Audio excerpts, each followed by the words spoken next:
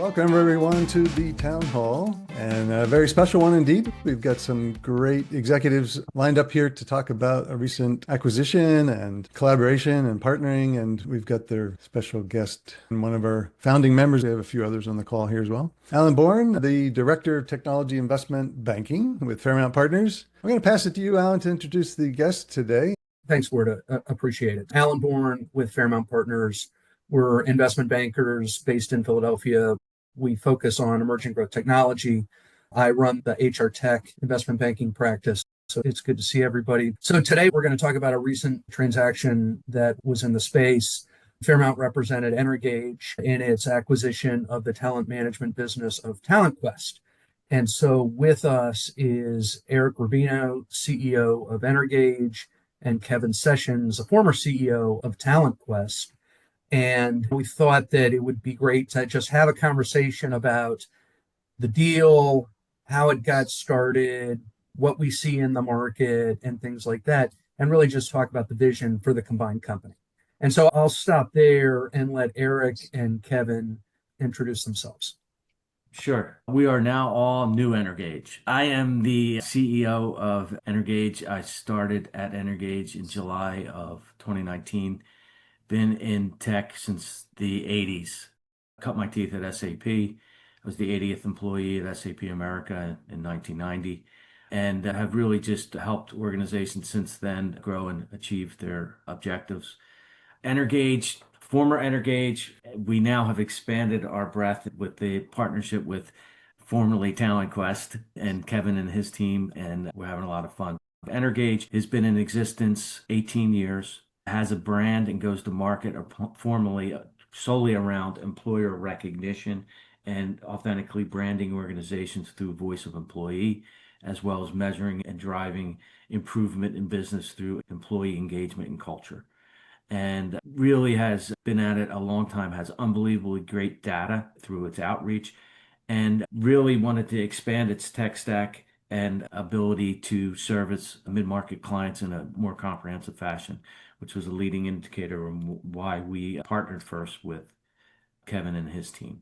And I will turn it over to Kevin to tell a little bit about himself and former TalentQuest and where we're at today. Thanks, Eric. Ward, appreciate you having us on. Alan, appreciate you guiding us through this conversation. Again, Kevin Sessions, I was the former CEO of TalentQuest, now the Chief Growth Officer at Energage, and super excited about the partnership that we've put in place here and what we have to offer to the market as we move forward. I've been in technology for 25 plus years and been in the HR tech space and with TalentQuest for 20-ish years. So it's been a good ride. HR tech space is a wonderful space to be in. Great to be able to work with CEOs and leaders and heads of HR to help organizations shape their culture and to help them make sure that they're hiring, developing, managing, and retaining their people. And that's an exciting place and space to play in. Legacy kind of TalentQuest, our solutions were really focused on just what we would call the employee life cycle, from how you hire, how you manage, how you develop, and ultimately how you retain your people. We've got a platform that supports a number of different activities and processes in that talent management lifecycle. But really what's exciting is what we've done now coming into the Energage family.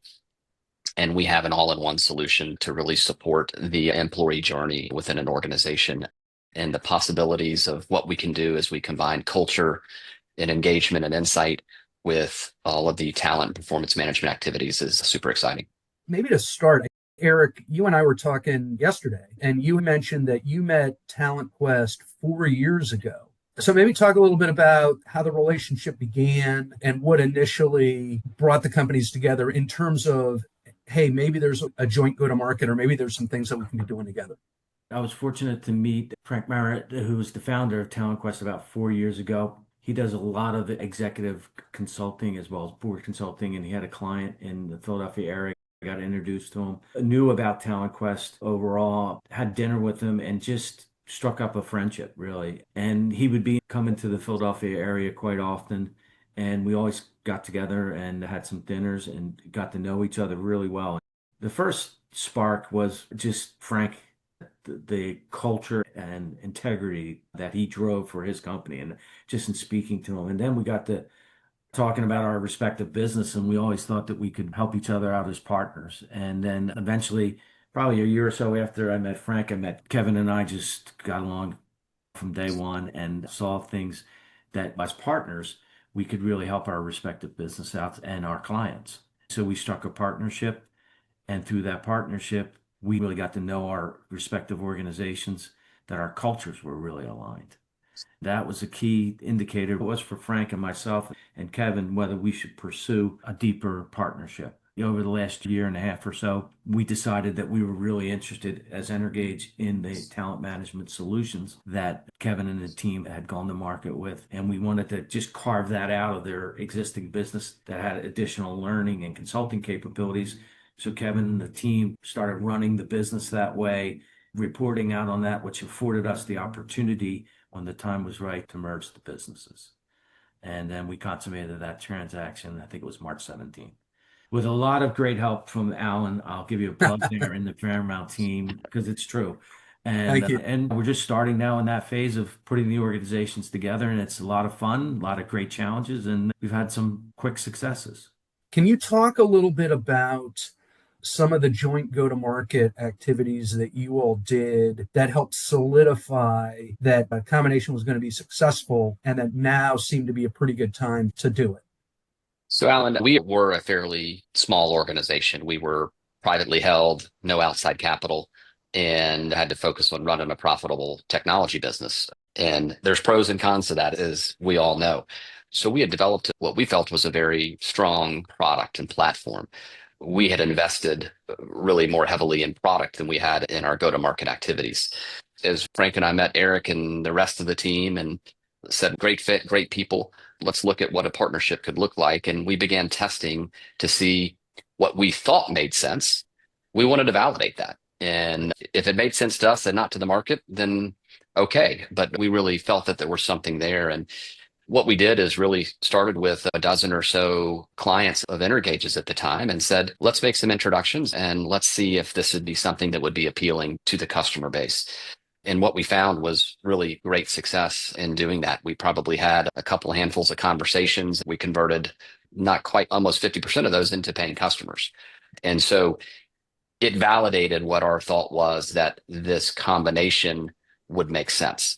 And in respect to timing, I was very, very confident that if we wanted to get to the next phase of our growth and to help realize the potential that we had built with our product in the market, that we needed a partner to do that. And I felt very strongly that a strategic partner made the most sense. And Energage just fulfilled everything we wanted, from cultural fit, from people fit, from product market fit. Energage has 3,500 customers, and they all have needs in these areas of talent management, performance management. So that connection just makes sense. So we've got a lot of product. It fills the go-to-market gaps and needs on our side, and expanded the product fit quite nicely from the Energage perspective. Absolutely. Can you talk a little bit about what does the platform give you in terms of being able to provide incremental value to shared customers and to customers, the cross-sell opportunity? Like Kevin said, we have 3,500 customers, and as part of this process, we felt that a good 600 to 700 had unbelievably great opportunities for upsell. So we have a team dedicated on upselling. Energage core products before the merger were unbelievably great insights from a 25-statement engagement survey that qualifies companies as a top workplace or not. Top workplace for companies is employer recognition, allows organizations to differentiate themselves as employers of choice. We go to market and will continue to go to market through a great partnering network around employer recognition in that top workplace brand that we have. The beauty of that is data capture. We have surveyed over 80,000 organizations, over 30 million employees, and we got unbelievably great data on these companies, whether they are customers, paying customers, or just participating in the top workplace programs. So our product set out of that go-to-market is unbelievable great insights around engagement and culture through that survey instrument. The ability to take that same insights from the voice of employee, codify it either for the company overall or for a respective department, and show through voice of employee what that organization represents itself to be culturally to attract the right candidates into the organization.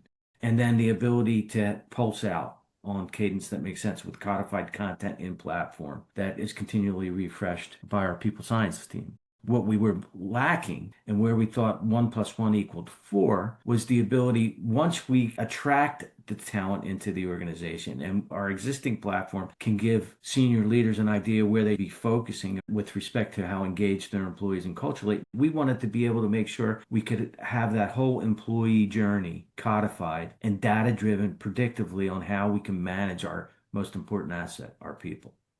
So with this combination, we are able to do that now. And it resonated. We haven't even really begun outbound activities on marketing yet. And Kev, I'll turn it over to you because you're driving this. The opportunities that we have already, it's pretty Yeah, astronomical without any marketing. it is. But maybe before I get to that, I just want to build on what Eric said, Alan. And what we have now, we've really got a couple channels that will be working. Like, how do we cross-sell existing customers? How do we drive and involve with it the top of funnel activities to help increase our participation within the top workplaces survey? But then also from a direct standpoint, which is going to be a new channel for the organization.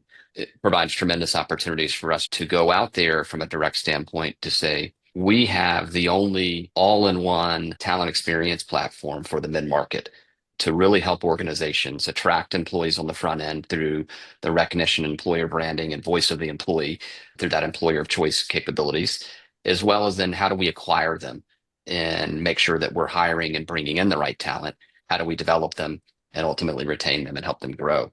So this all-in-one platform is incredibly strong to help organizations consolidate their HR technology stack, because most organizations have 6 or 7 different HR technology platforms in place. We're going to talk about that in a second. Yeah, I'll pull that away. But another piece that Eric hit on that is so important is the data-driven component of this. We've collected 500 million plus data points. We're talking 500 million data points. But for us to be able to really be action-oriented with that data is incredibly powerful. As Eric said, now to need proactive marketing, basically with the announcement of the deal through a press release and some day-to-day conversation with customers. We've generated nearly 60 leads and 16 active opportunities. And we're excited about the early success, and it certainly seems to be resonating. It sounds like from a new opportunity, reaction has been strong. What do you think is resonating from them with regards to the combined solution that maybe they're not finding out in the market today? You can find it in the market today, but you're dealing with 3 or 4 different vendors. Right. Right. So it's one hand to shake. We have now 3,700 customers with the combination. And our customers, we have superior customer service. So they trust us. The ability now to expand what we can offer to our client base is paramount, and it resonates. And we are really price competitive solution for mid-market. So the ability to codify that with one hand to shake with a trusted partner, it resonates. The data that we provide to our customers in combination to attract the right talent, like we talked about, and then retain and allow that talent to grow and prosper within our customers' organization is paramount. Our solution set now, we have employer recognition, branding through voice of employee, pulsing capabilities, assessments, onboarding, 360, performance management, succession planning, compensation, learning. It's a comprehensive solution set. And many customers really like the fact that they're going to be dealing with one vendor. You just listed a ton of products. How do you think about product integration? Is the thought that there will be a unified experience or a suite or modular? So ultimately, it's a unified platform, but the ability to subscribe on a modular basis, right? We had great discussions this week. We were down in Atlanta, our teams together, and how we're going to attack that. We have plans in place to segment our customer base and obviously make implementation easy for smaller customers with less complexity. And as you go up to the enterprise class, great flexibility and configuration, but unified platform with the ability to subscribe on a modular basis. I think the key there, Alan, as we do that, a customer wants one hand to shake. In some of our early success, we've helped customers take 6 or 7 solutions, pull that into one. It's more efficient. It's a better user experience. It's also more cost effective when you look at it in the big picture as well. But we want to be able to meet the customer where they are. All of our customers are at different parts of their journey and their maturation level within these processes and practices. So our goal is we want to meet them where they are and then help them grow and evolve. We've got a big, broad platform now that's very targeted in the strategic side of HR. But if somebody is just beginning their journey and saying, we want to get more effective, we've been measuring our culture and we understand and are listening to our employees, and they say we need to improve in these areas, but we don't know how to go do it. We don't want to do it. We can help them with that's what's next now. And that's part of the actionable data. Let's understand where we are, and now we can take action on that and help them in that journey. So getting into the integration, I think where mergers fail is on the integration side, right? Technology integration, staff integration. Those are the big areas of risk. How are you all thinking about the existing technology stacks and how those integrate? And then also, how do you think about the integration of the employees and how are you approaching that? I'll talk for the employee side first. One of the great aspects of this combination was the fact that TalentQuest had a subsidiary in India with over 70 developers that are employees. We thought that was awesome, and the culture was great there. They really run a great culture, got to know that. And so as part of this transaction, we created a subsidiary. We assumed every one of those employees, which is great for us. And we also have nearshore and offshore resources ourselves. Our process will be to merge those together as employees over time and have less contractors abroad. So that was key, and there's great cost synergies on doing that.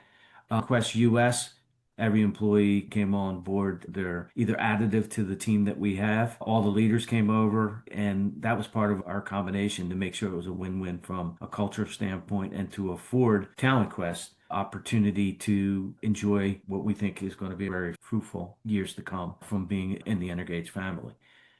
Technology-wise, it's a longer pole, Alan, right? We don't expect to have out of the box, but we are doing work now and talking to our customers to see what would make sense on the platform and focus and prioritize what integration points we're going to utilize first.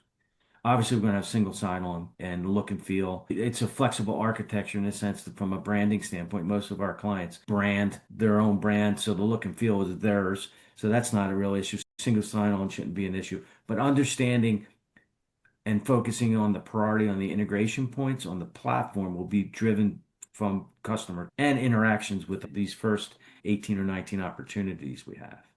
And the cloud infrastructure is similar. So there's low-hanging fruit there. We're going to have our cloud architecture formulated under one, which will be some savings there, as well as some of the tool sets, obviously. Kev, I don't know if you want to add any more to that from your perspective. Well, I think that summarized it quite well. And Alan, I know you were privy to some of this, but for the rest of the group, and this is with Eric and his team's leadership, was, I thought, fantastic and has really helped us is we established 6 different integration work streams, even pre-consummation of the transaction and closing of that. And what that did is it allowed us time and gave us a head start to be thinking through what we need to be doing so that when we got to day 0 with the closing of the transaction, we already had a head start. So we covered everything from HR. You talked about the people side of things. It was such a smooth experience for our team to be onboarded as Energagers on day 1. And we did that in the middle of the month where pay cycles are involved, and it was seamless, which was great from a product and technology perspective, from an infrastructure perspective, go-to-market perspective, even our client success team. So really had a head start on thinking through all the different pieces and components and where we had synergies and cost savings and opportunities from overlapping systems, maybe from day 1. But we also said, we're not going to rush that, right? We want to make sure we can continue business as usual as we're thinking through these things instead of slowing things down. On the 6 integration teams that we put in place, we have leaders from both organizations driving those work streams. So it's not one team with one voice. It's really good collaboration. That's the thing that was really nice to see this past Tuesday and Wednesday. One of our core values is being open, and the exchange from it was energizing. That no one's saying this is the way it has to be. We're trying to be open-minded and really listen to what our customers are telling us as part of the input, which is advice for anyone. If you're doing something like this, make sure you don't forget that the value that you create for your customers is paramount. You got to listen to them. The focus on integration that started weeks and weeks before the actual transaction was completed was greater than almost any deal I've ever worked on. The one extreme, there was a deal that happened with the CEO that you and I both know, where the deal happened and we're a week from closing and the seller's like, hey, don't you want to talk about integration? And they're like, yeah, we'll deal with that later. Let's just get the deal closed first. There have been challenges, but I think you all were really smart, both Eric, your team, and Kevin, your team, in terms of thinking about, okay, let's make sure that this is all lined up so that when we flip the switch and the acquisition's completed, that we don't skip a beat. Because to your point, Eric, we're out here trying to provide value for our customers at the end of the day. Let's make sure we don't fall down on that. And the integration was solid. One other thing I'll just add, Eric has done a great job in saying, let's be very thoughtful about how we go about in our integration efforts. Let's do what we can, but we don't have to rush it and slam it in overnight. Not every leader takes that approach. A lot of leaders will look at it and say, no, we're going to get you into all of our systems immediately day one. That can be incredibly disruptive. And Eric, his leadership has been the complete opposite. Let's make sure we're being very thoughtful of this. We got to keep our employees front and center. We got to keep our customers front and center as we go through this. That's been refreshing. Awesome. What's been the most surprising either challenge or surprise to the upside in the integration process? For me, the most surprising thing was how complex it was to create an India subsidiary. Alan, as you recall, that was surprising to me too. Yeah. I tried to warn you both. Yeah.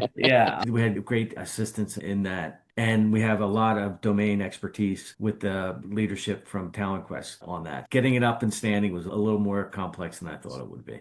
But other than that, I think everything's gone as expected. Kevin, thank you for those kind words about patience and all that. But we both have a sense of urgency too. You have to balance that by being practical. I like to look at it and think of it this way. There are some long poles in integration that you just got to be patient with. And then there's other things that you really got to put your pedal to the metal on and get done for your employees as well as for the teams that are customer facing. And I would say, again, it's back to the formation of these integration work streams.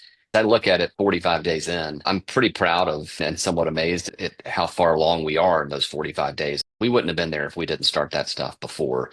I think what's been interesting, I don't know if I would say surprising, but it's been nice to see is what we've been able to generate from an interest perspective, really without any proactive outreach. So it shows, as we suspected, customers are talking about these things and they have these needs. So it's going to be fun to begin to step on the accelerator a bit in the coming weeks.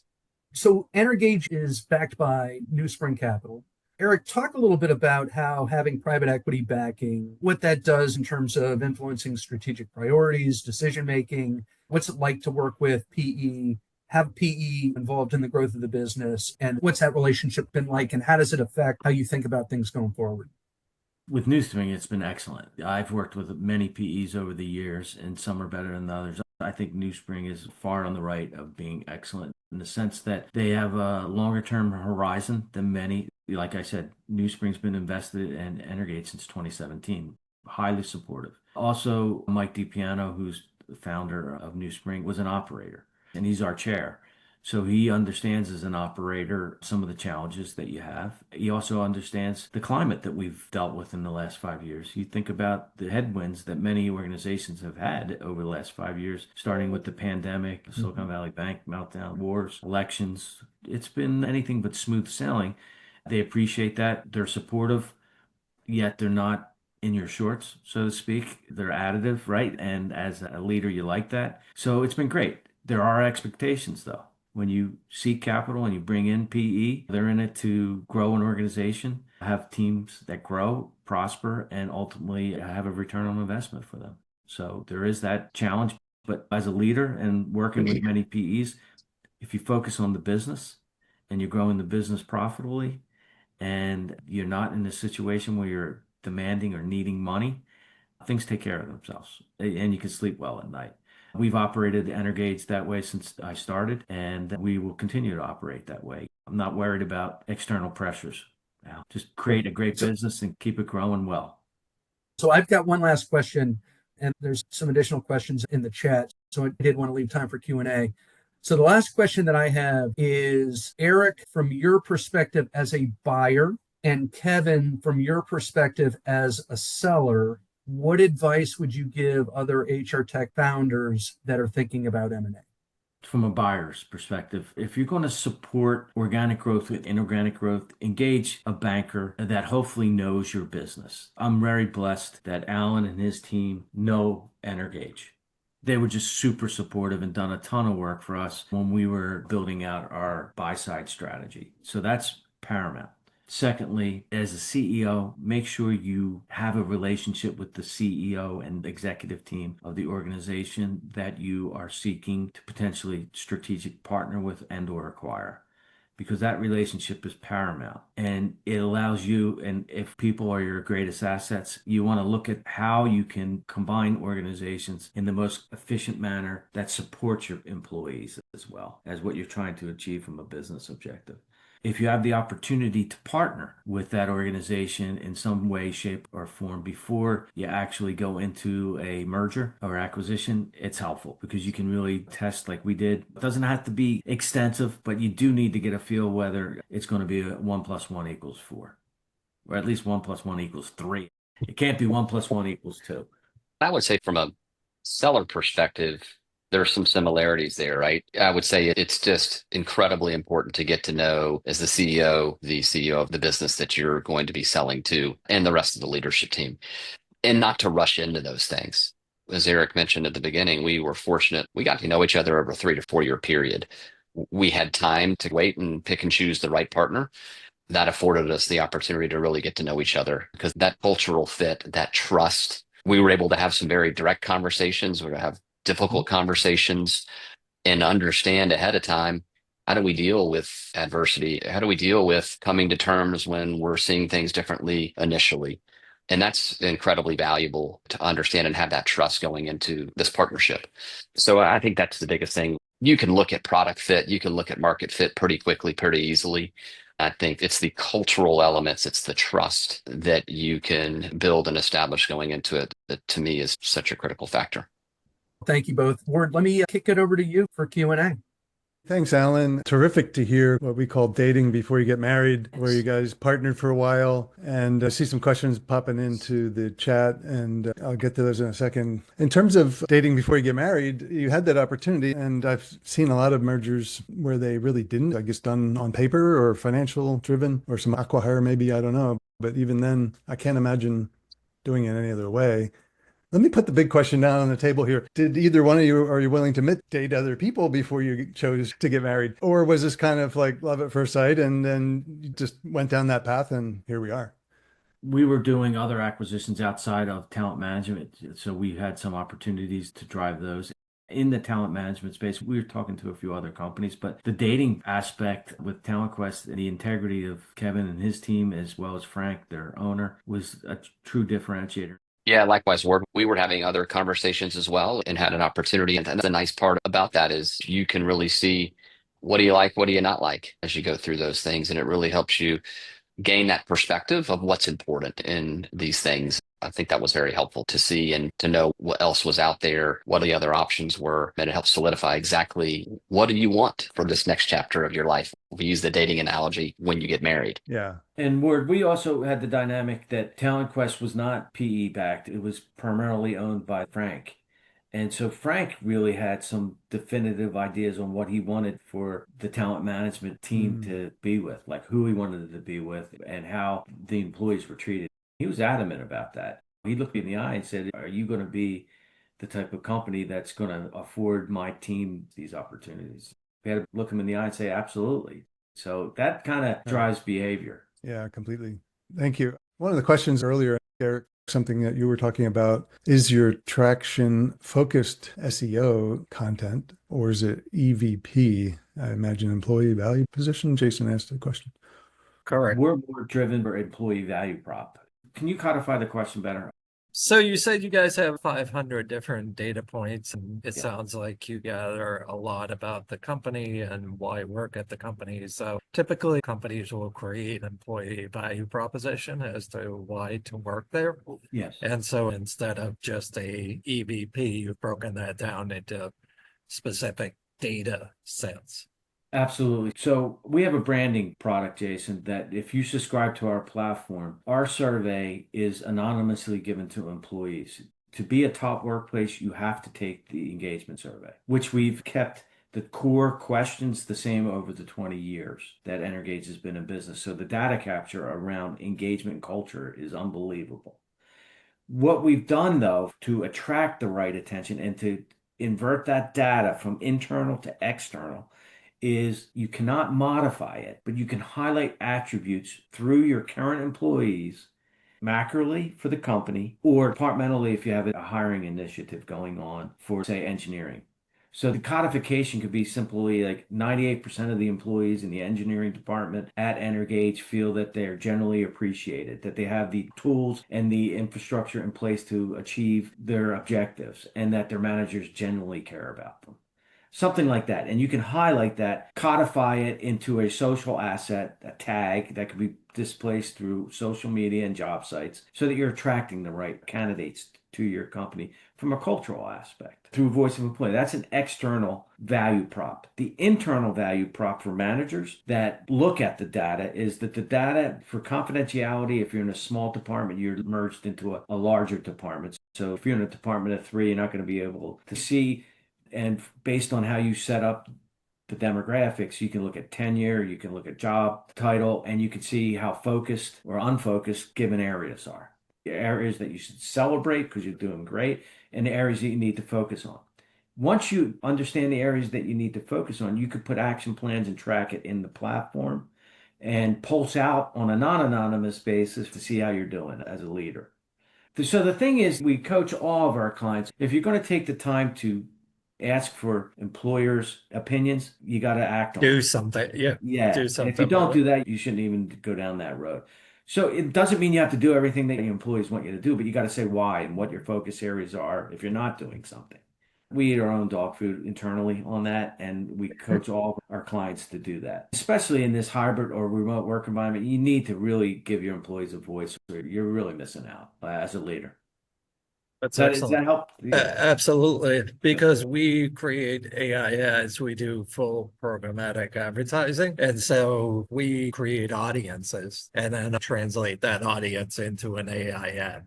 Very similar to what you, but great job. Thank you. Asking others in the audience if they have other questions, they want to jump right in. You're still focused on the mid-market, SMB market? Yes, but we think through this value synergies, we're going to be able to go upper mid-market as well. We have a pretty broad base, former Energage, 3,500 customers. I would say 50% are about 150 to 2,000 employees count, and another 25% that go up to 30 or 40,000 employees, and another 25% that go down to about 50 employees. So I think with this product set that we do have now, we create more value for larger companies than what we traditionally have through our 3 SKUs. And how do you feel this is a competitive offering compared to the best places to work in the UKG relationship? We have a holistic platform where they certify great places to work. They certify and they have all the payroll of UKG and that. But we don't really see a UKG all that much in mid-market. They have an employer recognition platform through their relationship on a national basis with Fortune. We compete with them today. Our sponsor on a national basis is USA Today. And they have driven a lot of what they do internationally through franchisees. Yeah. So we don't really see them in mid-market today. And I think we have a broader talent management solution with this combination than they do. I would add, Debbie, to that, it's not only broader, but it's a more strategic talent management offering for organizations that really want to be thoughtful about moving the needle on their culture and how they grow and develop people. We're going to be a fantastic fit there. If it's just a check the box, I want to be able to say for compliance purposes, I've done performance management or I've done this, then you can get that through some other providers out there. But if you really want to be thoughtful and move the needle in a holistic, unified platform, that's where I think we're going to see some real differentiation. And again, this data-driven, actionable, it's not only the insights, but here we're going to be prescriptive in saying, here's what you need to do and what your next steps are and support them in that journey through a unified platform. And Debbie, the survey is just an instrument. Everyone can survey now. Like all HRS companies have surveys, employee rewards companies have surveys. The thing that they're lacking, however, is the data that we've captured over 20 years Like Kevin said earlier, 500 million data points. So when you come to Energage just to be an employer of choice through the Top Workplace program, you are benchmarked against organizations that are top workplaces or aspiring to be top workplaces. And if they are a top workplace, we can name you the companies that you're going to be benchmarked against because we have the rights, if you're a top workplace, to use the company name. And if you're not, we have so many participants, not even paying customers, we have the data on. You get really good understanding of how you stand compared to your peer group and how you match up against the best of the best from a cultural standpoint that's out there in your space, which is a true selling point for us. I think it's a really good move. And I love how comprehensive the talent management suite is. Kevin, you were a self-funded private company, scrapping it out. Did you get to put any AI in the solution before this happened, or is that part of the plans going forward? We did, and we do have AI into the platform, and we're building more and more around it.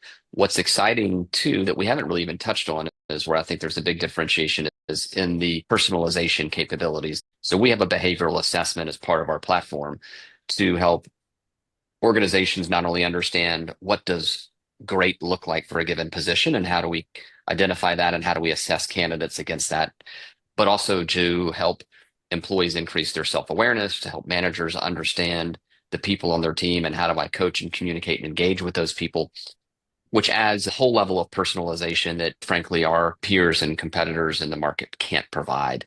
When you couple that with AI and what we're doing, there's some really neat and fun options that you can put in there and that we are putting into the platform.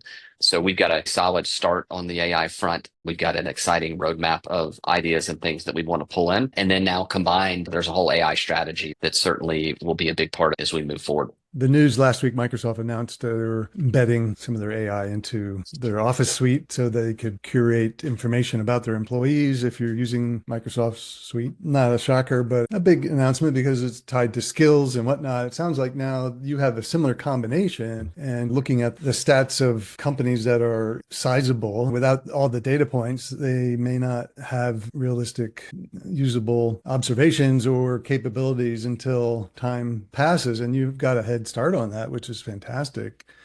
For us in advertising, it's about hyper personalization. And I think Kevin hit the nail on the head. If we don't understand our employees, to have the data and then to hyper personalize to a particular employee is amazing.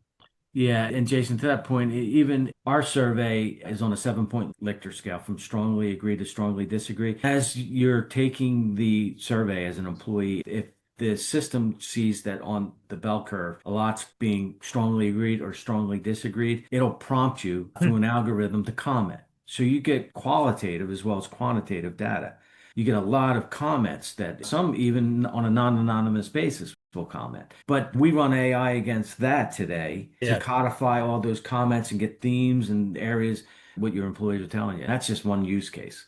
We're going to have multiple use cases in the platform where we will continue to utilize AI.